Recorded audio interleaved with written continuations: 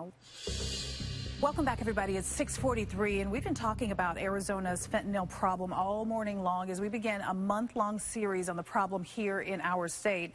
The nonprofit Community Bridges is passionate about preventing fentanyl from spreading here in Arizona. It's a rough task. Stephanie Siete joins us here in studio with how to spot if your loved one is using this. And there's a lot of signs. We're going to talk about that in a second, but let's talk about Community Bridges. What is this nonprofit? Good morning, and thank you for having us. Community Bridges has been here in the Valley since 1982, and we are a behavioral health system that focuses on assisting families and individuals with mental illness and substance abuse. Okay. How often and how big is this a problem for you guys? I mean, what's coming into your offices, and what are you guys seeing from the inside? Sure. Drugs have been a problem consistently forever. There's never, I always tell people, there's never been a year that we haven't seen drugs. This is just another part of the opioid crisis.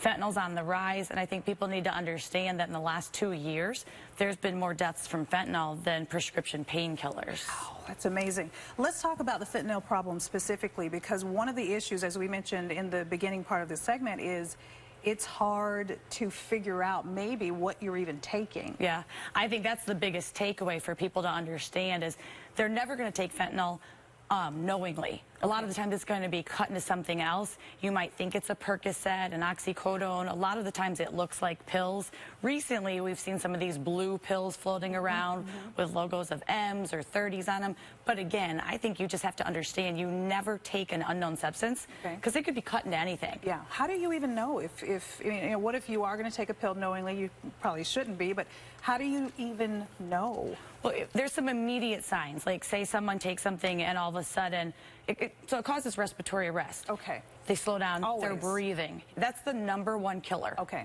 Like most people die, they just go to sleep permanently, is what I explained. Wow. So now imagine, tired, drowsy, hard to breathe. If you start to see that slowed respiration, call 911 right immediately. Yeah. Let's talk about parents and children, because this is affecting that space as well.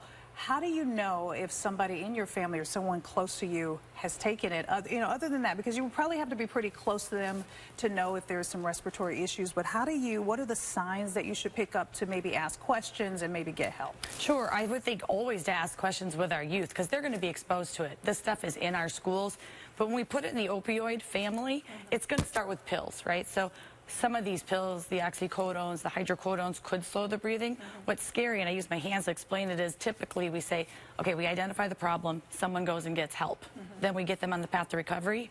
With fentanyl, there might not be a chance to get help. Wow, it's that serious. They might not get a chance to get help. Right. Because, yes, one dose could be fatal. And you brought this salt shaker in because I want you to kind of demonstrate exactly how serious this drug is, if you don't mind explaining. Yeah, I think people need to hear it, that we always talk about drugs or medications in milligrams. But when it comes to something like fentanyl, we're talking about micrograms. So micrograms might even look like just grains of salt, like little tiny grains of salt.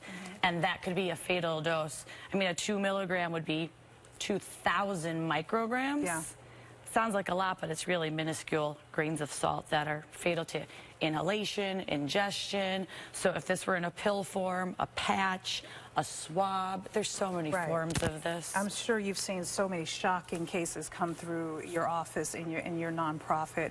Thank you so much for doing what you do and try to help our community, because this is a very serious problem. Very. Thank you so much, Stephanie. Still ahead in the final 10 minutes of CBS 5 this morning. We got